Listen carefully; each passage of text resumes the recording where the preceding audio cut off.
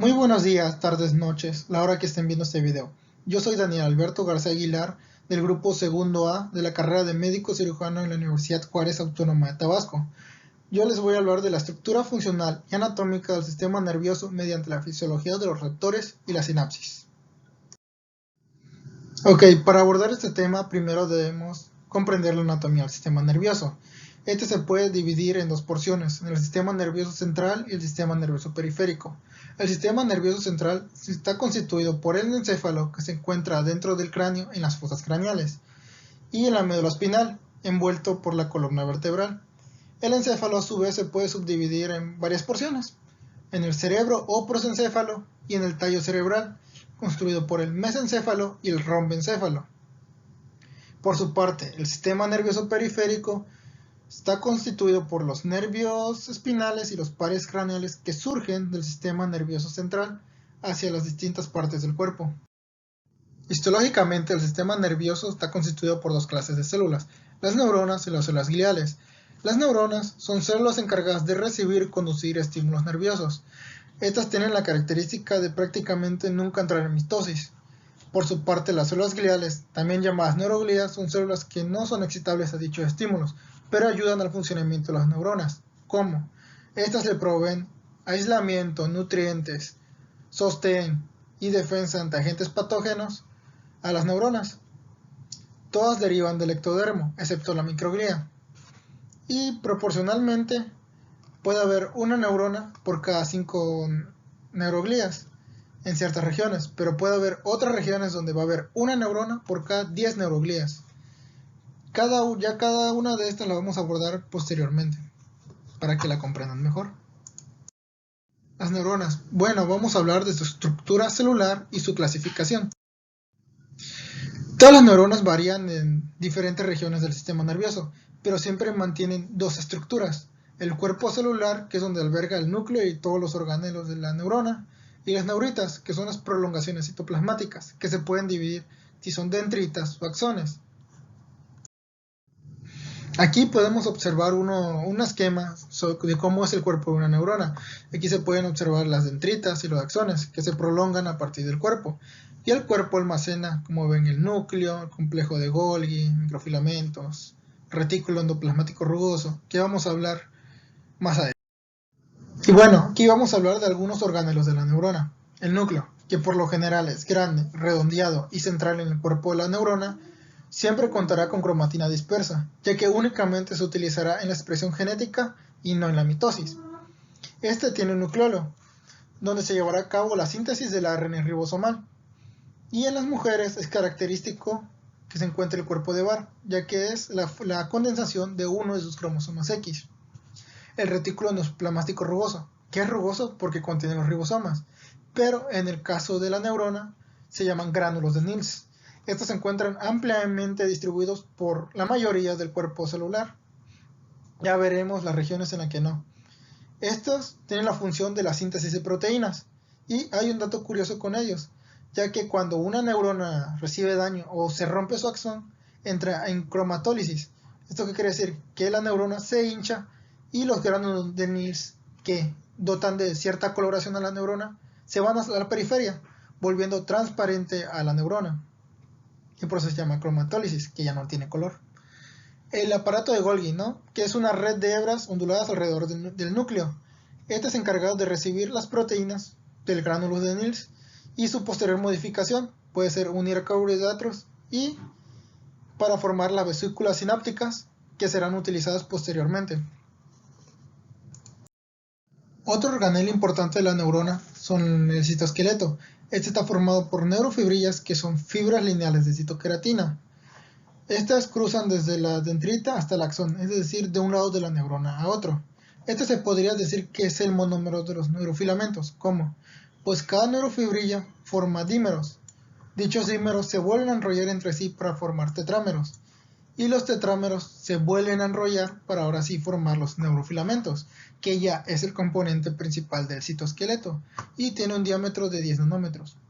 Hay otras estructuras similares como los microfilamentos y microtúbulos, pero estas poseen otras funciones. El microfilamento Está dispuesto en una malla debajo de la membrana plasmática, es decir, bordeando toda dicha membrana. Están formados por actina y miosina, las mismas proteínas que forman los sarcómeros. Este es útil para la retracción y prolongación de las neuritas y apoya de cierta manera al transporte celular, pero esto se lleva a cabo principalmente por los microtúbulos, que se encuentran mezclados entre los neurofilamentos y siguen el mismo rumbo, que va desde la dendrita al axón, y son estos. Y bueno, aquí podemos observar varios cortes histológicos de la neurona. En el primero, en el de la derecha, podemos observar la disposición de los neurofilamentos, que van transversalmente en todo el cuerpo, es decir, desde esta prolongación hasta esta otra prolongación, atravesando el cuerpo de la neurona. Y en estos otros, en el de la izquierda, podemos ver primero un corte longitudinal de una dendrita. En este se alcanzan a ver los neurofilamentos y los microtúbulos, que como pueden observar, tienen una disposición paralela a la membrana plasmática. Y en esta parte es donde se deberían de ver los microfilamentos.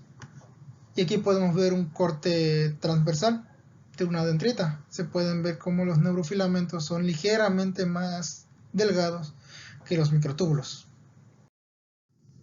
En esta diapositiva podemos observar otros organelos que contiene la neurona. Estos pueden ser los endosomas, los lisosomas, las mitocondrias, que son utilizadas para el metabolismo de la neurona y obtención de energía a partir de los nutrientes. Los pigmentos de lipofucsina, por su parte, son productos metabólicos que no se pueden desechar y se van acumulando con el tiempo, que de hecho en el sistema nervioso de un anciano tiene gran cantidad de pigmentos de lipofucsina en comparación con el sistema nervioso de un recién nacido o de un niño. Las inclusiones de melanina son vacuolas que contienen dicho pigmento para la producción de dopamina, un neurotransmisor que ya veremos más adelante. Y los centriolos, que por lo general se ocupan para la división en la mitosis, pero como ya dijimos, la neurona no entra en mitosis, solo se ocupa para mantener los microtúbulos.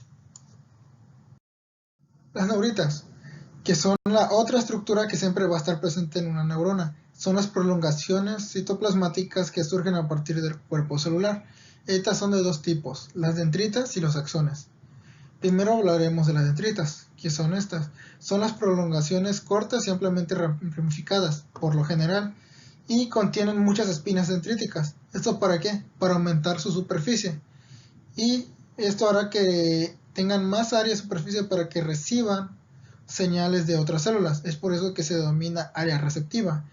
Su citoplasma es similar al del cuerpo celular, ya que puede contener gránulos de Nils, mitocondrias y los diferentes organelos que están en el cuerpo celular.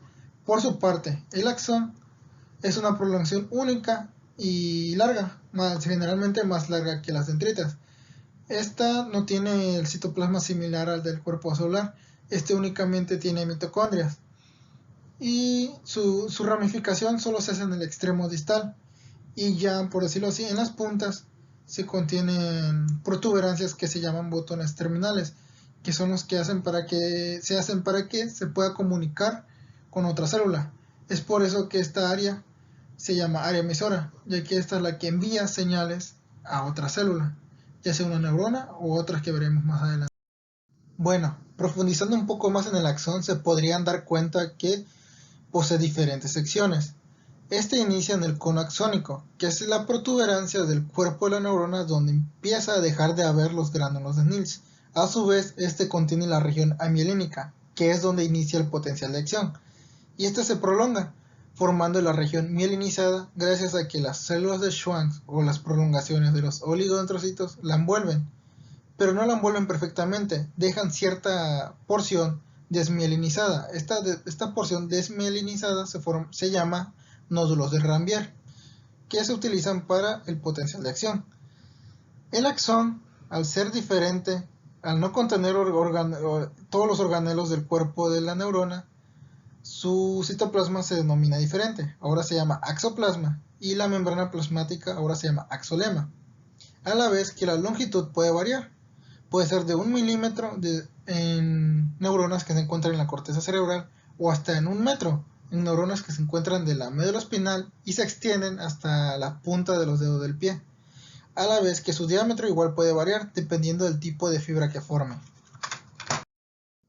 Dichas fibras se pueden extender en el sistema nervioso periférico protegidas por el nervio, por las capas del epineuro, perineuro y endoneuro, envolviendo así las células de Schwann que envuelven al axón. En el caso del sistema nervioso central, las fibras nerviosas se extienden a través de tractos. El transporte axónico es un proceso importante debido a que el axón se debe mantener íntegro, y para eso se llevan a cabo tres tipos de transportes: el anterogrado rápido, el anterogrado lento, que van en dirección del soma o cuerpo de la neurona al axón, y el retrógrado, que va desde el axón hasta el cuerpo de la neurona.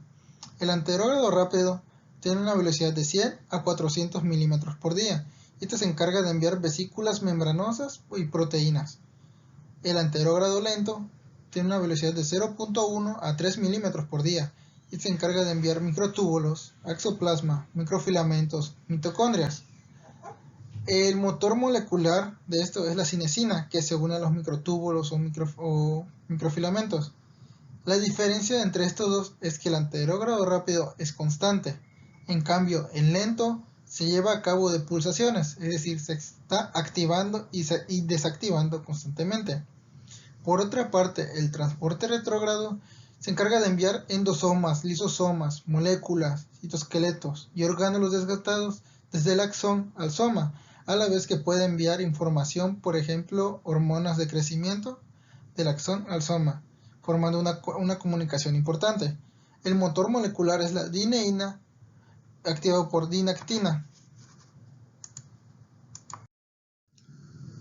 Ya vamos a hablar de la clasificación estructural de las neuronas.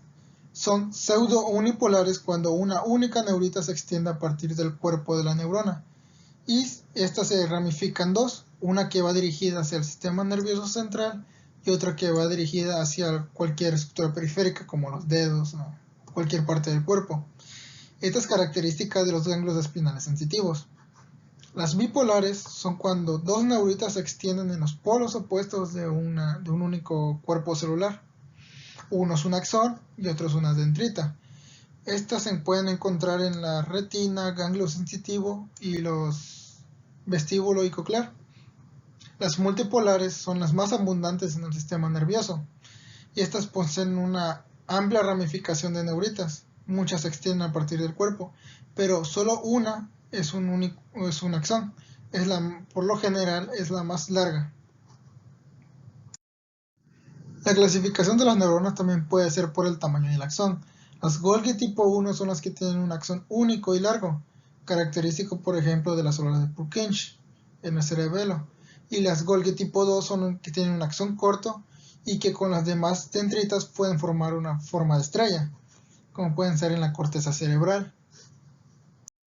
Otra clasificación es de acuerdo a su función. Entonces hay de dos tipos: las neuronas sensitivas o aferentes y neuronas motoras o eferentes. Las neuronas sensitivas se encargan de enviar información al sistema nervioso central a partir de los receptores. En cambio, las neuronas motoras se encargan de enviar la información del sistema nervioso central hacia la periferia. De estos dos tipos: las neuronas motoras somáticas y las neuronas motoras autónomas. Las somáticas se pueden controlar, es decir, tienen control consciente, y estas envían información hacia los músculos esqueléticos. En contrario de las neuronas motoras autónomas, estas no se pueden controlar conscientemente, y del sistema nervioso central se envía información a los ganglios autónomos, que estos inervan al músculo liso, músculo cardíaco y las glándulas, diversas glándulas. Otro concepto que quiero aclarar con esta imagen es de sustancia gris y sustancia blanca. La sustancia gris, como pueden ver, se encuentra en el centro de la médula espinal y a la vez en diferentes regiones del sistema nervioso central. Este se caracteriza de tener una gran cantidad de cuerpos celulares y poca proporción de axones, en contrario de la sustancia blanca, que tiene una gran porción de axones y poco de cuerpos celulares. Y la diferencia de tinción o de coloración es debido a que los axones están envueltos en vainas de mielina, que le confieren ese color blanco. Y bueno, Vamos ahora a hablar de las células gliales, su clasificación y funciones. La clasificación de las neuroglías. Estas se pueden dividir de acuerdo a su ubicación en el sistema nervioso central y en el sistema nervioso periférico.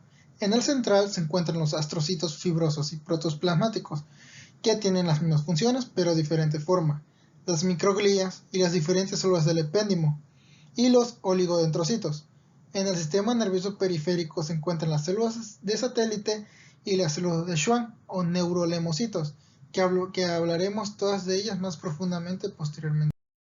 Los astrocitos, que hay de dos tipos, los fibrosos, que se encuentran en la sustancia blanca, tienen sus ramificaciones largas y delgadas, al contrario de los protoplasmáticos, que se encuentran en la sustancia gris y sus ramificaciones son cortas y gruesas.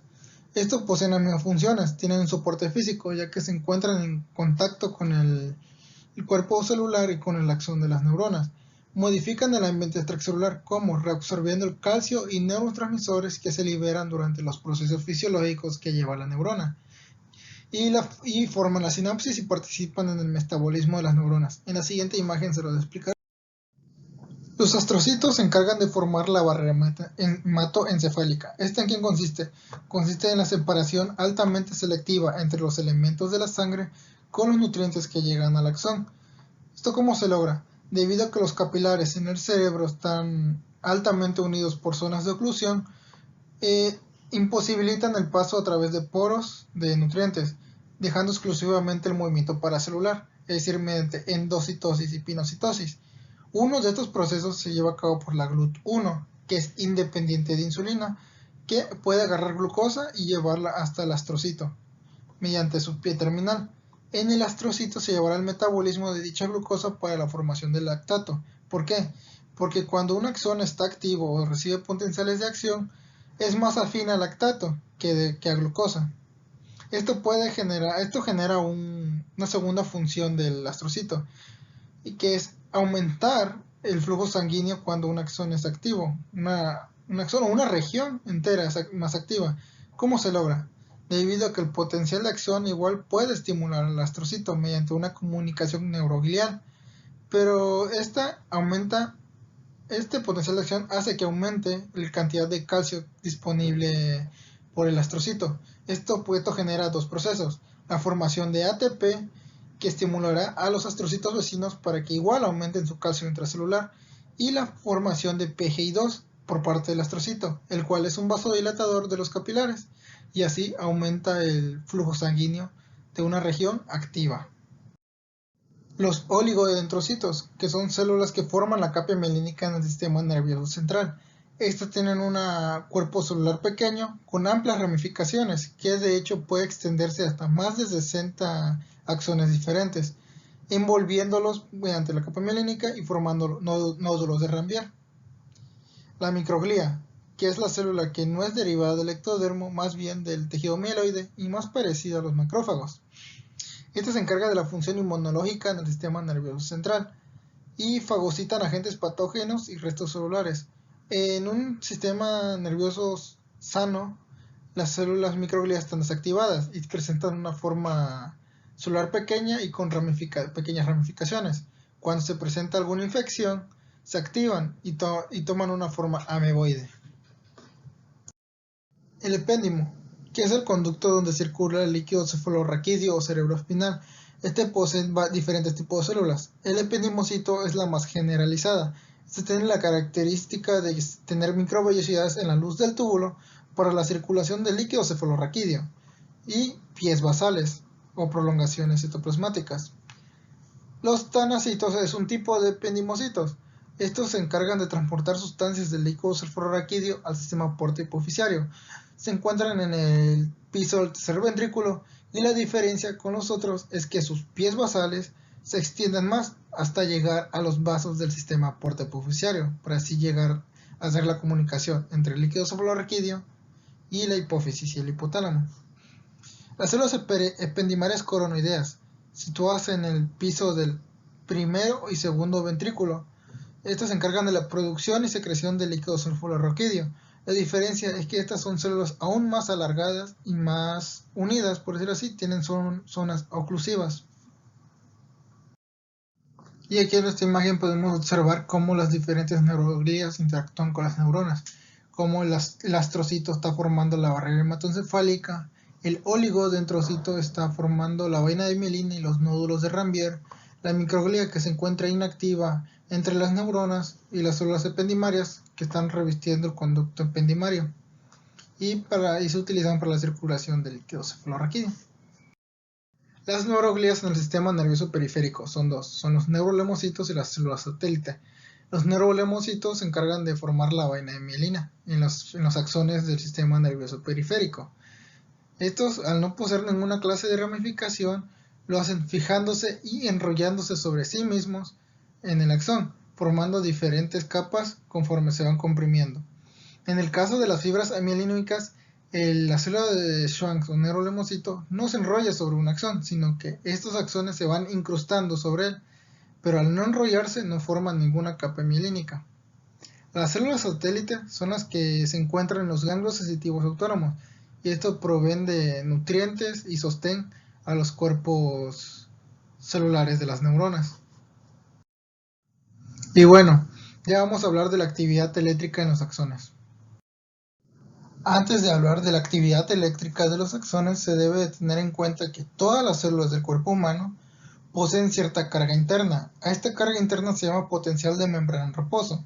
¿A qué se debe esta carga? Se debe a la difusión limitada y distribución desigual de los iones. ¿Cuáles iones? El sodio, potasio y cloro principalmente. En el líquido intracelular hay más potasio. En cambio, en el líquido extracelular hay más sodio y cloro. Esto es estándar, por decirlo así, y la mayoría de las células no lo pueden modificar, solo unas cuantas sí, entre ellas es la neurona. Y debido a esta posible modificación de la concentración de los iones, es que se lleva a cabo la actividad eléctrica de las neuronas. Cuando una neurona no está trabajando, o por decirlo así, está en reposo, su voltaje interno o el potencial de membrana en reposo es de menos 60 microvoltios, menor al potencial de membrana en reposo de las células en general, debido a que así va a ser más fácil despolarizar a la neurona. Otro concepto importante es la permeabilidad y el potencial de equilibrio. La permeabilidad se refiere al paso de moléculas a través de una membrana plasmática. En el caso de la neurona, las moléculas con carga negativa pasan sin problema, como son el oxígeno o el CO2. En cambio, las moléculas con carga positiva, como los iones, necesitan ayuda a través de proteínas o canales, como lo son la bomba sodio-potasio, que va en contra de los gradientes de concentración, y los canales de escape, los canales de sodio sensibles a voltaje, los canales de potasio sensibles a voltaje, que son a favor de gradientes de concentración, siempre y cuando no se alcance el potencial de equilibrio. El potencial de equilibrio sería la carga necesaria para que las concentraciones de dicho ion ya no se modifiquen. Es decir, tomando la imagen, si la neurona fuera capaz de llegar a menos 90 microvoltios, ya las concentraciones de potasio no se pueden modificar, debido a que todo el calcio que entre va a salir. Y pues quedaría inutilizado. Es por eso que la neurona nunca se debe de acercar a los potenciales de equilibrio. Y no se va a permitir eso. Entonces, ¿cómo inicia dicha actividad eléctrica en las neuronas? Esta inicia a través de la estimulación, ya sea por otra neurona, por oler, por sentir, por tocar, por ver algo. Esta estimulación alterará la permeabilidad en las dendritas o en el cuerpo de la neurona. Si dicha alteración de la permeabilidad genera una despolarización mayor al umbral, que es de menos 55 microvoltios en el segmento inicial del axón, esta generará un potencial de acción. Entonces, el potencial de acción, que se podría considerar que es la despolarización de la neurona, consiste en cuando las cargas positivas entran a dicha célula, solo cuando el estímulo supera dicho umbral.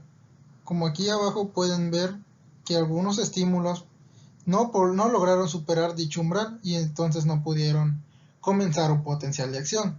En cambio, uno que sí logra superar dicho umbral, sí logra la despolarización, que dura de menos de un milisegundo.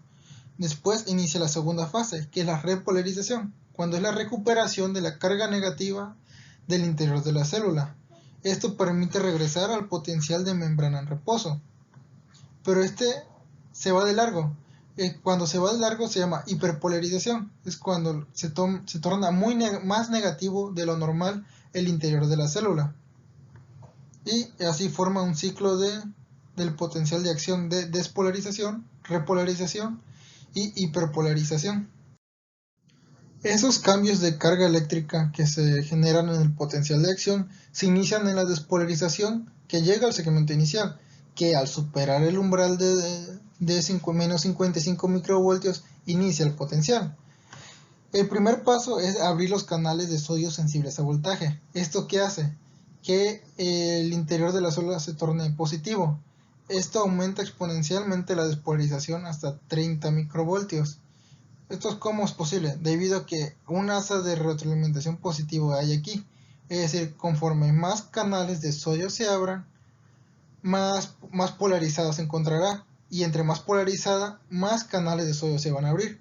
Es por eso que la entrada de sodio es sumamente rápida. Pero esto no dura mucho tiempo. En menos de un milisegundo todos los canales de sodio dejan de abrirse. Y unos momentos justo antes de que los canales de sodio se cierren, se abren los canales de potasio sensibles a voltaje, que inducen la repolarización. ¿Cómo? Pues sacando el potasio hacia el exterior de la célula, debido al gradiente de concentración. Y el potasio, al ser positivo, vuelve en pareja las cargas del sodio y del sodio que ha entrado y del potasio que ha salido.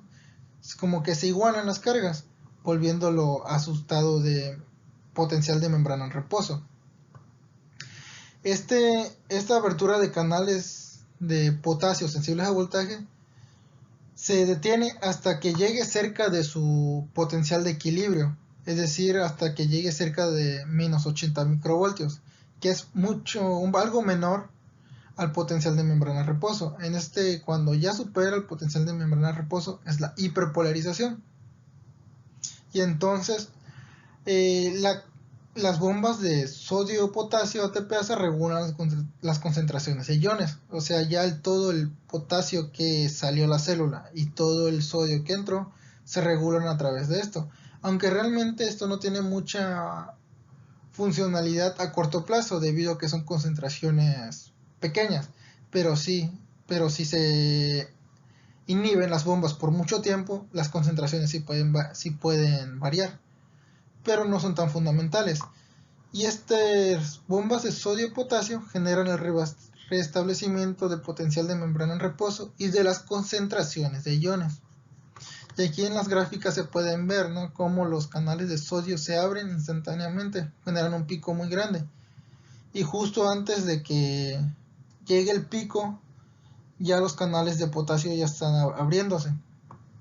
Y es por eso que las concentraciones se van regulando para equilibrar las cargas. La codificación para la intensidad del estímulo. Los picos no es como que aumenten o disminuyan de intensidad. Siempre irán de menos 60 microvoltios a más 30 microvoltios y durará alrededor de 3 milisegundos.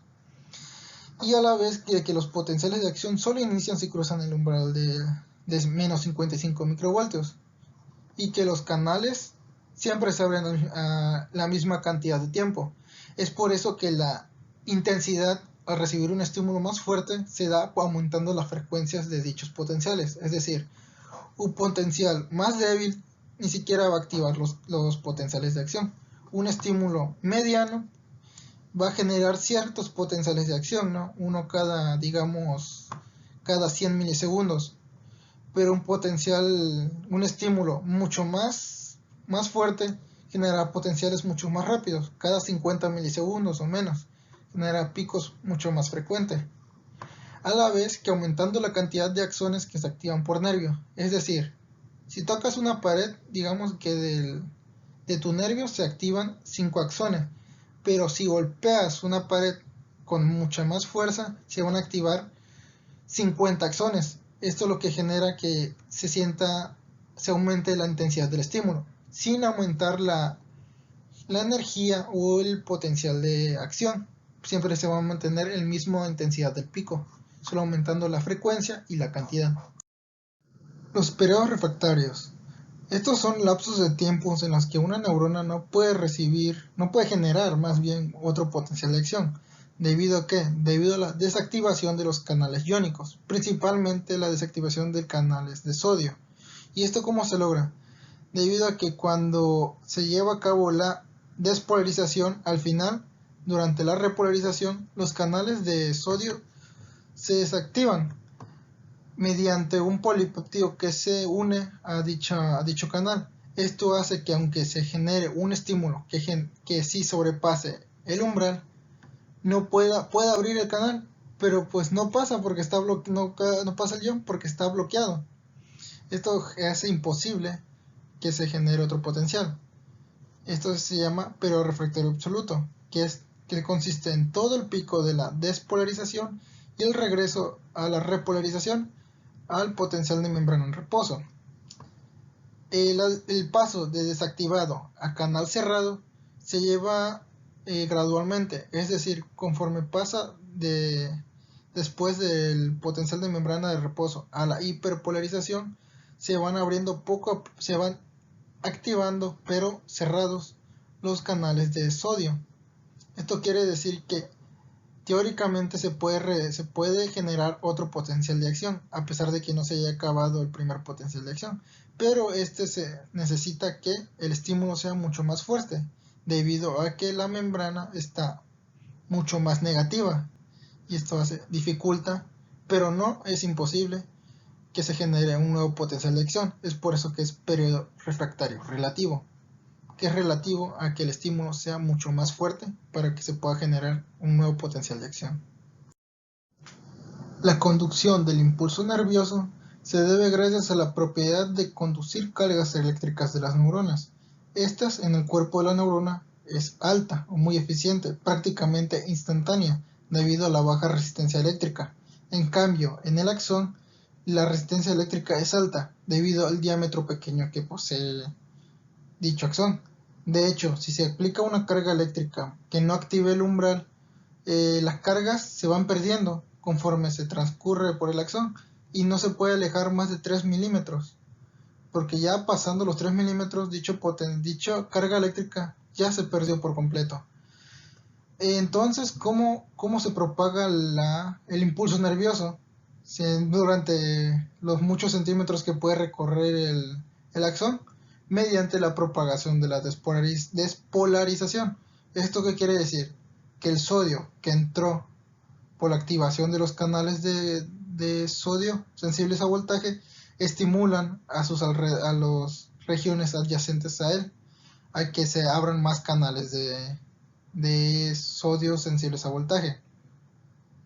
Pero debido a que los canales que van antes de él ya se activaron y están desactivados o en periodo refractario absoluto, solo los canales que están al frente de él y no han recibido el potencial de acción antes se activan, haciendo la ilusión o el efecto de que el potencial de acción se va alejando del cuerpo de la neurona.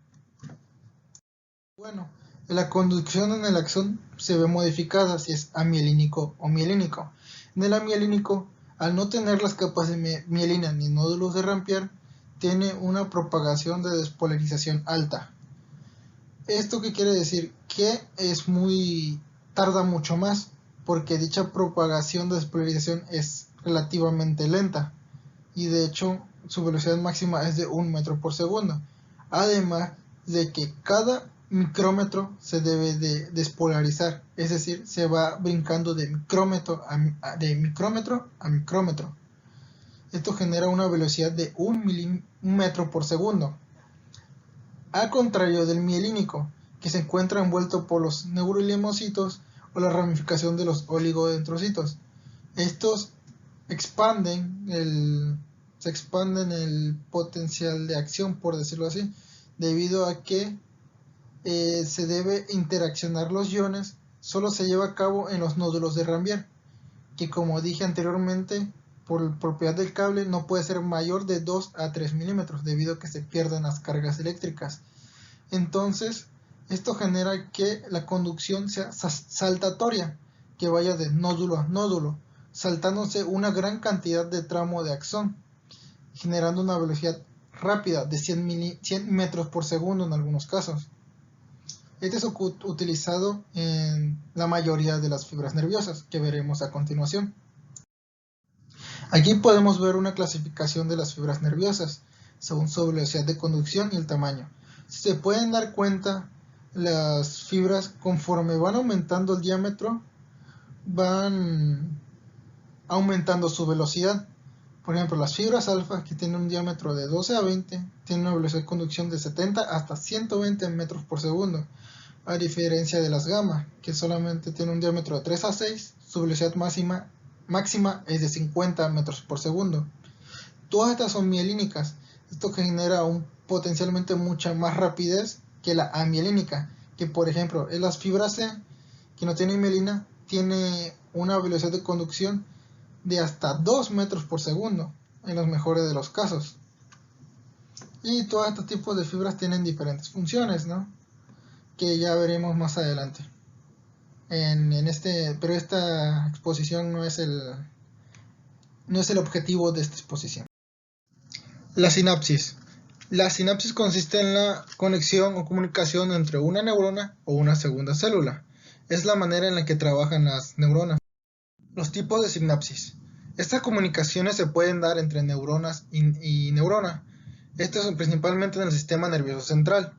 También puede ser de una neurona a una glándula. Por ejemplo, la médula suprarrenal, que recibe aferencia simpática para secretar las catecolaminas. O de neurona a múscula, a la musculatura, que es mediante las placas neuromotoras. A la vez que las neuronas pueden recibir la sinapsis a través de las dendritas, formando una sinapsis axodendrítica, o en el cuerpo formando una sinapsis axosomática, o en el axón formando una sinapsis axónica. Una manera de sinapsis es la sinapsis eléctrica. Antiguamente se tenía la teoría de que todas las neuronas actuaban de esta manera. Actualmente se sabe que esto es incorrecto. Esta solamente sea disponible en el músculo cardíaco, en el músculo liso y en muy escasas regiones del sistema nervioso. ¿En qué consiste? Son células eléctricamente acopladas estrechamente. ¿Esto qué quiere decir? Que dos células tienen proteínas llamadas conexinas en su citoplasma, en su membrana plasmática, perdón. ¿Esto qué genera? Generan que formen en cada membrana un hemicanal, que al unirse forman un canal comunicante, que tiene una resistencia eléctrica baja, en la cual los iones se traspasarán de célula a célula, generando que el músculo cardíaco y el músculo liso trabajen como una única célula al momento de recibir un estímulo nervioso. La sinapsis química. Esta consiste en la comunicación entre una neurona y una célula diana a través de neurotransmisores. Para esto se necesitan varios elementos. Se necesita una neurona presináptica que liberará el neurotransmisor. Y se necesita una hendidura sináptica que no debe de ser muy grande, debido a que los neurotransmisores deben estar en contacto directo con los receptores que se encuentran en la célula postsináptica. De hecho, aquí en la izquierda se pueden ver una microfotografía de una sinapsis química, cómo están prácticamente pegadas las dos tipos de neuronas, la presináptica y la postsináptica. La liberación del neurotransmisor. Esta es la esencia de la sinapsis química. ¿Y cómo se lleva a cabo? Pues los potenciales de acción que se generaron anteriormente activan los canales de calcio para que el calcio entre al botón terminal. Es aquí donde se modula la frecuencia, ya que a mayor cantidad de potenciales de acción, más tiempo se abrirán los canales de calcio y más calcio va a entrar. Y el calcio se utiliza para que se una a la proteína llamada sinaptotagmina, que se encuentra en las membranas de las vesículas sinápticas, pero no cualquier vesícula sináptica, se hallan las que están acopladas. Este acoplamiento se halla en la membrana presináptica y es encargado de las proteínas sinaptobebrina 2, sintaxina y SNAP25, que se hallan que se hayan unidas a una vesícula sináptica, formando esto. Y ok, entonces el calcio se une a la sinaptotacmina en esta vesícula, generando la fusión de la vesícula con la membrana presináptica, y esto genera la exocitosis del neurotransmisor. Entonces el neurotransmisor fue liberado en la hendidura sináptica, donde estará en contacto con las proteínas receptoras de la membrana postsináptica, y los neurotransmisores actúan como ligandos a estas. Hay que tener en cuenta que una hormona A siempre va a ser específica al receptor A, pero el receptor A puede tener diferentes mecanismos o puede generar diferentes efectos en la célula postsináptica. Es decir, puede generar un potencial postsináptico excitador o un potencial postsináptico inhibidor. El excitador se debe a la entrada de sodio o calcio junto con la salida de potasio, y el postsináptico inhibidor se debe a la entrada de cloro. Y bueno, en esta imagen se podrá apreciar cómo es el potencial sináptico en una neurona pre y postsináptica. Una neurona presináptica generó previamente su potencial de acción. Esto generó que se liberara X neurotransmisor. Este neurotransmisor dependerá de qué receptor se una para saber si tendrá un efecto inhibidor o excitador. Dependiendo del tipo de estímulo que genere este potencial sináptico, dependerá que se genere un potencial de acción en la neurona postsináptica. Es decir, si hay muchos potenciales sinápticos inhibitorios, no se va a generar ningún potencial de acción, pero si hay muchos excitatorios, se va a generar el potencial de acción de la segunda neurona, de la postsináptica, debido a que el potencial sináptico logró superar el umbral de menos 55 microvoltios para generar en esta neurona el potencial de acción que se extenderá por todo el axón y ya llegará a la célula diana. Y bueno, para la sinapsis química dijimos que se ocupaban neurotransmisores para transmitir información. Entonces vamos a hablar un poco de ellos. Hay muchas clases de neurotransmisores. Hay catecolaminas, que fue el primer neurotransmisor descubierto. Hay aminas como la noradrenalina, la dopamina, serotonina, que son derivados de unos aminoácidos. O unos más complejos que son la clase 3, que son polipéptidos, como el glutamato o la glicina. Y incluso hay neurotransmisores que son gases, como el óxido nítrico, que vamos a profundizar. La acetilcolina. Este puede presentar los dos tipos de potenciales, puede ser excitador o inhibidor. Es excitador en las neuronas del sistema nervioso central y las motoras somáticas, y al contrario es inhibidor en terminaciones autónomas, pero generalmente depende de la célula diana o el órgano, dependiendo del receptor que tenga dicha célula. Estos receptores son los receptores colinérgicos, que hay dos grandes familias, son los receptores acetilcolina-nicotínicos y los receptores de acetilcolina muscarínicos. Esta diferencia se logró gracias a la clasificación por los efectos agonistas de toxinas distintas. Es decir, estos receptores se unen a la acetilcolina, pero los diferencian porque el receptor nicotínico se une a la nicotina, que se encuentra por ejemplo en el tabaco, y el receptor muscarínico se une a la muscarina, que es un veneno de un hongo, y por esa diferencia se logró clasificar. Los nicotínicos se encuentran en las neuronas motoras somáticas y los ganglios del sistema nervioso. En cambio, los muscarínicos se encuentran en las células del músculo liso, el sistema cardiovascular y el sistema digestivo. El efecto antagonista quiere decir que compite con dicho neurotransmisor, pero no lo activa. Es decir, se inhibe la acción de dicho neurotransmisor. En contrario del efecto agonista, es todo lo contrario. Este actúa como el neurotransmisor, es decir, lo ayuda y hace más potente su acción. La unión del neurotransmisor a su receptor hace que se abran canales iónicos regulados por dicho receptor.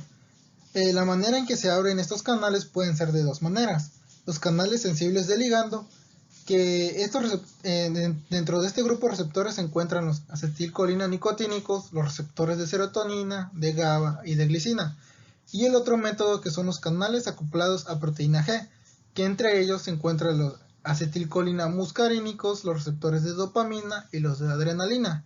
Entonces se pueden ocupar los receptores de acetilcolina para explicar los dos. Los canales sensibles de ligando. Un ejemplo de ellos es el receptor de acetilcolina nicotínico. Este receptor tiene 5 subunidades de proteína. 2 de ellas actúan como receptores. Cuando estas dos receptores se unen a 2 acetilcolinas, se abre directamente el canal, debido a que el mismo receptor actúa como canal iónico. En el caso de este canal específico, ocurre que es un canal común de sodio y potasio, generando un potencial de sináptico graduado y sumatorio. ¿Esto qué quiere decir?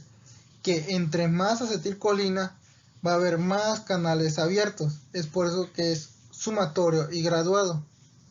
Porque entre más neurotransmisor, más potencial sináptico va a haber. A contrario del potencial de acción, que es de sí o no, si se cruzó el valor de umbral o no. El hecho de que sea común entre sodio y potasio genera de que el potencial de sináptico sea menor, es decir, su despolarización sea menor a 0, sea menos fuerte, debido a que la salida de K compensa la entrada de sodio.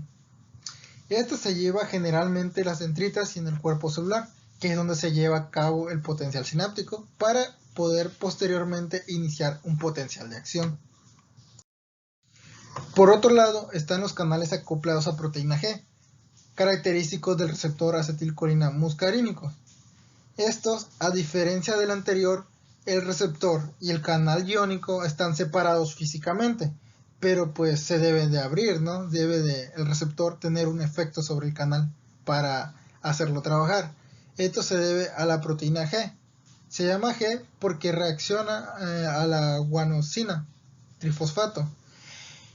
¿Cómo se lleva a cabo esto? Bueno, cuando se une la acetilcolina al receptor muscarínico, se divide o se fracciona la proteína G en sus 2 porciones, en la alfa con GTP o en la beta y gamma. En este caso específico, el receptor beta y gamma son los que se unen al canal de potasio del receptor acetilcolina muscarínico. Se rompe la molécula de proteína G y la fracción beta y gamma se une al canal iónico. ¿Para qué? Para que los potasios salgan y esto genere inhibición por parte del dicho receptor, generando así un potencial inhibitorio. En sí, la proteína G puede actuar de distintas maneras, como pueden ver en la imagen de la izquierda. Esta, al momento de dividirse en sus 2 fracciones, puede abrir un canal, pero igual puede activar otra enzima que generará el AMP cíclico, que es igual ocupado por otro tipo de neurotransmisores, que vamos a hablar más adelante, a la vez que puede activar transcripción genética o activar otras enzimas que estén adentro de la célula. Y en este caso vamos a hablar un poco de cómo la proteína G actúa de diferentes maneras en los diferentes receptores muscarínicos, que son del M1 al M5, en diferentes regiones del cuerpo. Por ejemplo, en las células del músculo liso y el estómago, los receptores muscarínicos actúan mediante el complejo alfa-GTP, que cierra los canales de potasio. Esto que genera que el potencial de acción, por decir así, se eleve al no haber esa secreción, por decirlo así, de potasio hacia el exterior. Va a ser positivo el interior de la célula y negativo el exterior, así facilitando la despolarización de estos músculos.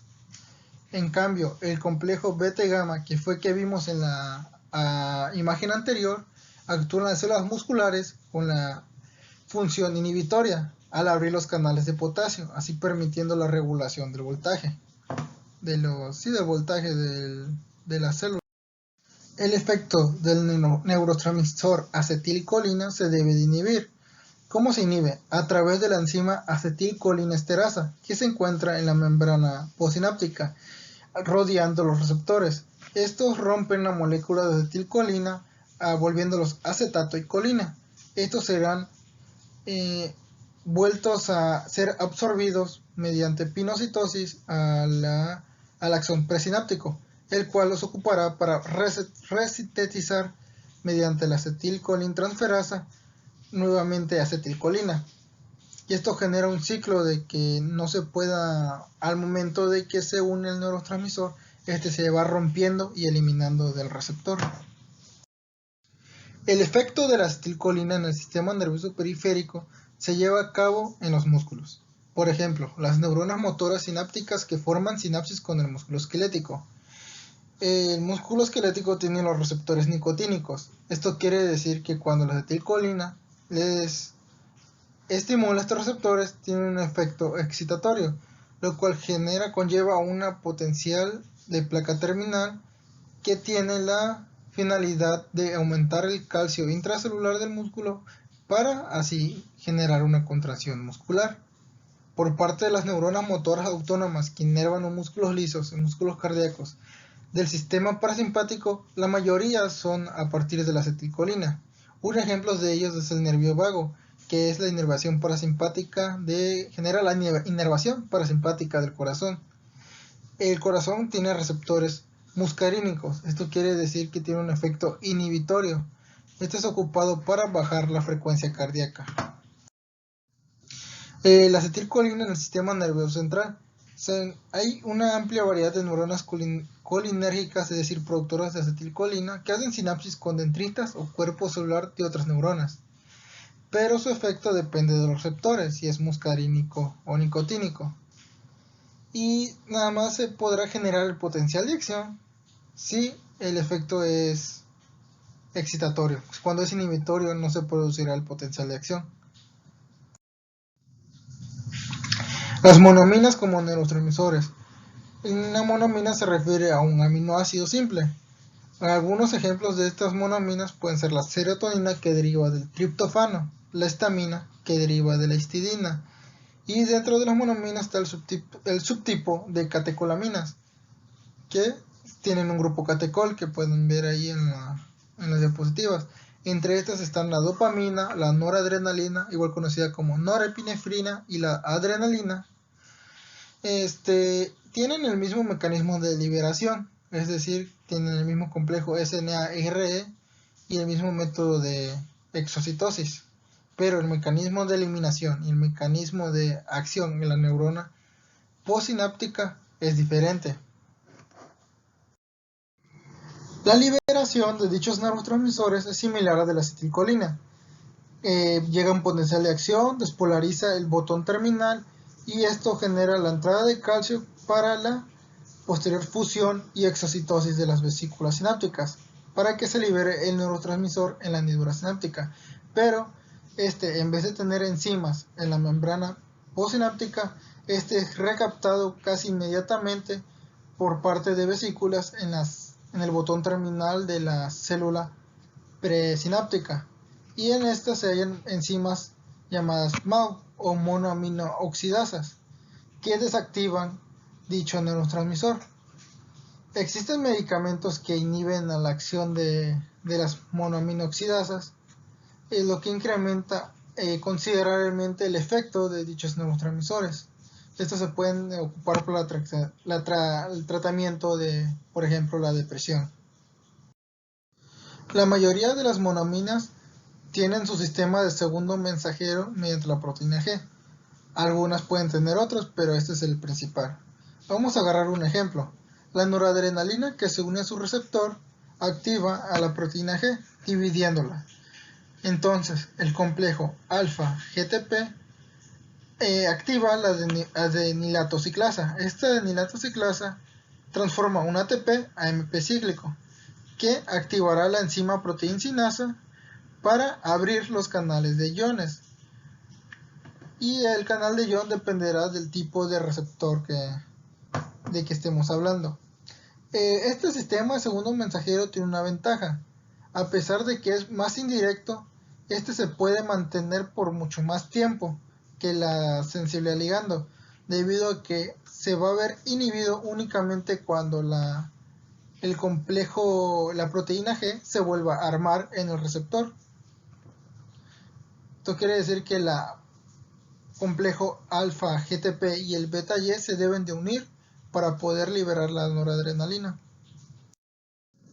La serotonina, igual llamada 5-hidroxiriptamina, es un neurotransmisor secretado principalmente por las neuronas del núcleo RAFE, que se encuentra adentro de la formación reticular, que se encuentra en el tallo cerebral. Este se encarga de la regulación del estado del ánimo, la conducta, el apetito y la circulación cerebral. Todas estas diferentes acciones que tiene este neurotransmisor se debe a que tiene múltiples receptores, más de una docena, los cuales muchos de ellos son antagonistas de LSD y la mescalina. La amplia gama de funciones que tiene la serotonina se ha sido aprovechada por los medicamentos SSRI o inhibidores específicos de la recaptación de serotonina. Estos ayudan a mejorar los estados de ánimo y a controlar el apetito, entre otras funciones que tienen dependiendo del receptor que sea. La dopamina, una monoamina secretada por las neuronas dopaminérgicas que se aglomeran principalmente en la sustancia negra del mesencéfalo. Es a partir de este de donde surgen dos vías, el sistema nigrostrial y el sistema mesolímbico. El sistema nigrostrial, que está de color rojo en la imagen, va hacia el núcleo estriado y este genera el control motor. Una deficiencia de la dopamina en este sistema puede generar la enfermedad de Parkinson. Es por eso que se trata con inhibidores de MAO y L-Dopa, que aumentan la efectividad de la dopamina. Por otro lado tenemos el sistema mesolímbico, de color verde y azul en la imagen. Este genera el sistema de recompensa emocional. Una falla o un trabajo excesivo de la dopamina en este sistema puede generar la esquizofrenia. Aunque no se tiene la causa certera de la etiología de la esquizofrenia, sí se tiene el conocimiento de que hay muchos más receptores en alguien esquizofrénico que en alguien normal de la dopamina. Estos se tratan con antagonistas de receptores de dopamina para reducir la efectividad de la misma, pero un efecto colateral de esto es de que pueda tener la sintomología similar a la enfermedad de Parkinson. Los receptores de dopamina se pueden dividir en dos grandes familias, en el D1 y en el D2. El D1 se encargan de estimular la formación de AMP cíclico, es el segundo mensajero, y el D2 se encargan de inhibir la formación del AMP cíclico, generando así efectos estimuladores de canales de calcio y inhibidores de canales de sodio, respectivamente. La noradrenalina es un neurotransmisor ocupado por el sistema nervioso central en las neuronas del tronco encefálico y el hipotálamo, y por parte del sistema nervioso periférico es uno de los neurotransmisores más utilizados por el sistema nervioso simpático, que inerva los músculos y las glándulas. Este tiene la actividad o la función de aumentar la vigilia, es decir, activar el cuerpo, y controla la actividad global y el estado mental. Los neurotransmisores excitadores son los que generan un potencial postsináptico excitador. Entre estos se encuentran el ácido glutámico, que es el principal neurotransmisor excitador del sistema nervioso central, de hecho el 80%, y en menor medida el ácido aspartico. El ácido glutámico es importante para la comunicación neuroglial, es decir, es recapturado por los astrocitos, los cuales aumentan la captación de glucosa y el flujo sanguíneo en respuesta a este. Esto genera de que cuando un potencial de acción excitador esté activo, aumente la cantidad de sangre y de oxígeno en esa región, haciendo que la actividad neuronal se vea beneficiada por el flujo sanguíneo aumentado. Bueno, el ácido glutámico posee tres receptores: el receptor NMDA, el receptor AMPA o AMPA y el receptor esquianoto. El más importante o el más complejo, por decirlo así, es el receptor NMDA, que se ocupa en el almacenamiento de memoria. Este pues está bloqueado por la magnesio y para poder abrirse se necesita de dos condiciones especiales. Primero, que el receptor NMDA esté unido a una glicina y que esté ligeramente despolarizada la membrana postsináptica. Esta puede ser hasta por un glutamato que active a los receptores AMPA para que se haya una ligera despolarización y así el magnesio se pueda retirar y así poder activar el canal de calcio que formará el almacenamiento de la memoria a largo plazo. Los neurotransmisores inhibidores se encargan de hiperpolarizar la membrana postsináptica para así dificultar así la formación de un potencial de acción. Esto se hace a través de la apertura de canales de ion cloruro a través del sistema de sensible de ligando, es decir, el mismo receptor actúa como canal iónico. De estos neurotransmisores hay dos clases, son el neurotransmisor GABA y la glicina. El GABA se encuentra generalizado en el sistema nervioso central y involucrado en el control motor. ¿Cómo? Pues las células del Purkinje que se encuentran en el cerebelo, que hacen sinapsis con los núcleos cerebelosos, ocupan el neurotransmisor GABA para inhibir la motricidad que se ve estimulada por el núcleo cerebeloso. La glicina, por su parte, está en el sistema nervioso periférico. De hecho, es el principal neurotransmisor inhibidor en el sistema nervioso periférico. Este se encuentra en la médula espinal y en el tallo encefálico y actúan en el control medular de los movimientos de los músculos esqueléticos, como, dando un ejemplo, en el reflejo patelar, al percutir el ligamento patelar, una neurona sensorial detectará dicha acción. Este hará sinapsis con dos clases de neuronas, unas motoneuronas inferiores de los músculos extensores mediante acetilcolina, los cuales estimulará su contracción. Al contrario, hará igual sinapsis con motoneuronas inferiores de los músculos flexores, los cuales mediante la glicina inhibirá la contracción al inhibir el potencial de acción a través de la apertura de los canales de cloro, haciendo así movimiento más fácil de la extensión e inhibiendo el movimiento flexor de la pierna. El grupo de polipéptidos que actúan como neurotransmisores es bastante amplio. De hecho, algunas hormonas como la colecistoquinina, la insulina, el glucagón, que son hormonas en el sistema nervioso central, pueden actuar como neurotransmisores. En este caso nada más voy a hablar de estos dos tipos de polipéptidos que son los más relevantes, por así decirlo. Los opioides endógenos, que son de tres tipos: la beta-endorfina, las encefalinas y las dinorfinas. Estas son secretadas en la bloqueación de la transmisión de dolor en momentos de estrés, como en cuáles, en el embarazo, momentos antes del parto, la producción de beta-endorfina se ve aumentada y en momentos después de un ejercicio excesivo, donde la captación de de oxígeno se halla ampliamente disminuida, la secreción de opioides endógenos aumenta.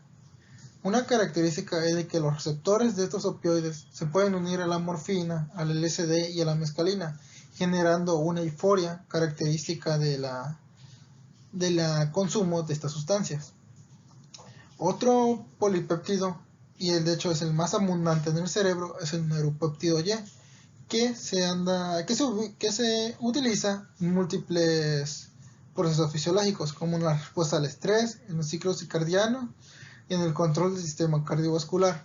Este es importante para la inhibición del glutamato en el hipocampo, ya que este es un regulador. Una producción de glutamato excesivo en el hipocampo puede producir convulsiones, a la vez que este neuropéptido puede estimular el apetito. Una producción excesiva de este neuropéptido puede generar obesidad y una producción mínima puede generar una pérdida excesiva de peso. Los únicos lípidos que funcionan como neurotransmisores son la anandamina y el 2-araquinodilglicerol. Estos forman parte de los endocannabinoides. Bueno, estos funcionan distinto a los demás neurotransmisores. Estos actúan retrógradamente, es decir, comunican a la neurona postsináptica con la neurona presináptica, mediante un sistema de retroalimentación negativa. ¿Cómo es esto? La liberación de un neurotransmisor estimula a la neurona posináptica y esto genera un impulso nervioso. Esto genera la activación de la síntesis de endocannabinoides a partir de los lípidos que se encuentran en la membrana postsináptica y estos se unirán a los receptores en la membrana presináptica que generará una inhibición de la exocitosis de los neurotransmisores.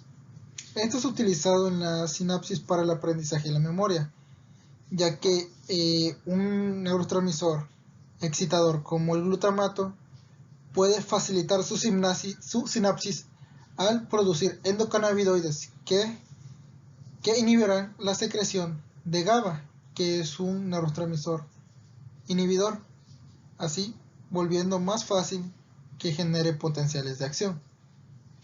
Los receptores de endocannabinoides tienen la característica de que se unen con la THC, la tetrahidrocannabidiol, que es el agente activo de la marihuana, pero este tiene el efecto opuesto, ya que este inhibe por completo todo el sistema nervioso, volviéndolo más lento y ineficiente conforme el consumo de esta sustancia se vuelva crónico.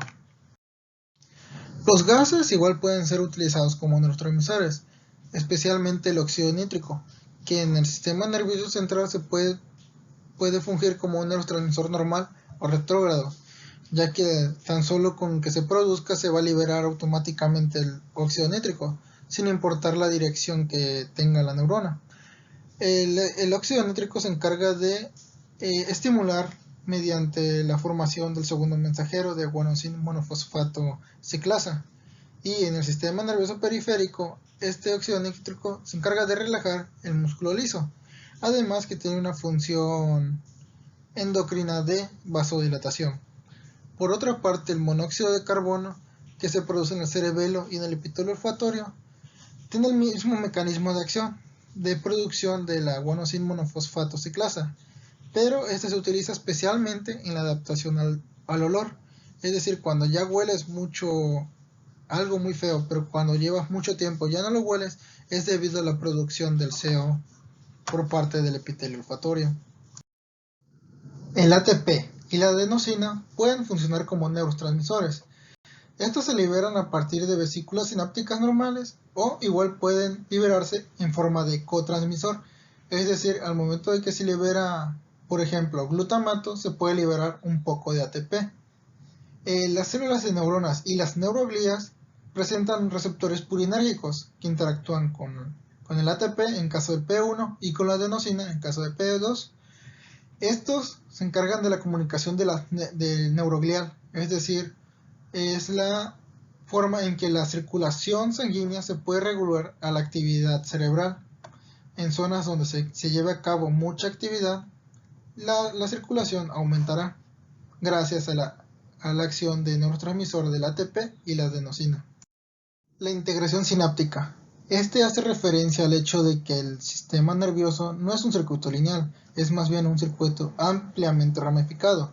Esto puede generar dos tipos de comunicación: una divergente, en la cual una única neurona puede hacer sinapsis con múltiples neuronas, y una convergente, en la cual múltiples neuronas pueden hacer sinapsis con una única neurona. Esto genera dos situaciones: la sumación temporal y la sumación espacial. La sumación temporal consiste en la suma de los impulsos o potenciales excitatorios posinápticos de un único axón y de única neurona presináptica.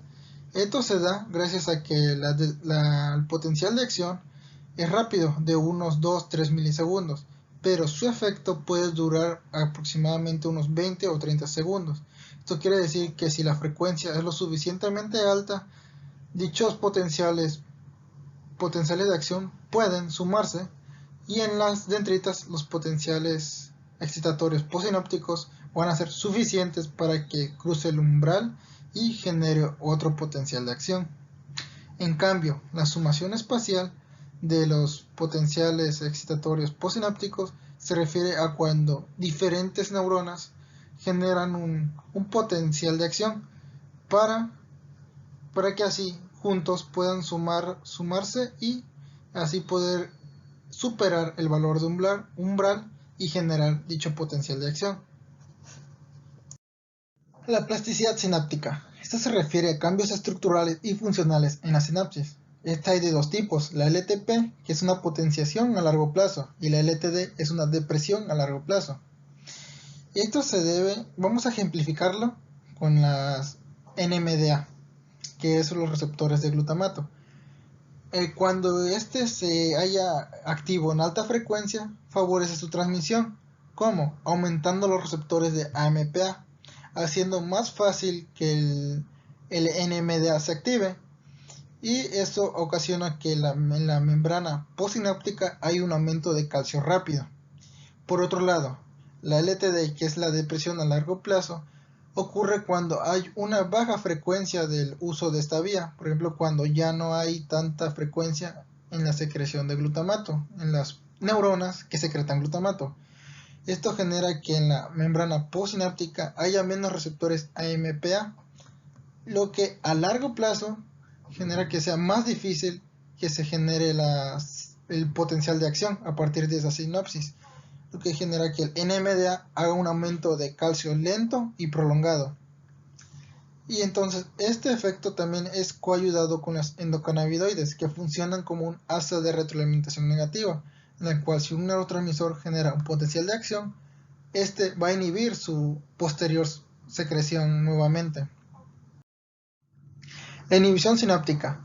Esta puede ser de dos maneras: las presinápticas, en las cuales una neurona secreta los neurotransmisores inhibidores como GABA y glutamato, abriendo los canales de cloruro. Esto dificulta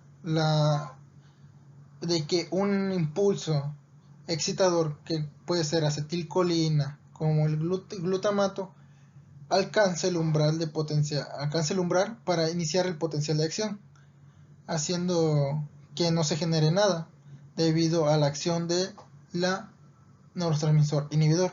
Por otra parte, la inhibición postsináptica se hace mediante la comunicación axoaxónica, en la cual un neurotransmisor inhibidor igual el GABA genera una despolarización en el botón terminal. Esto inactiva los canales de calcio, y como los calcio es necesario para que los neurotransmisores se liberen, este inhibe la liberación de dichos neurotransmisores.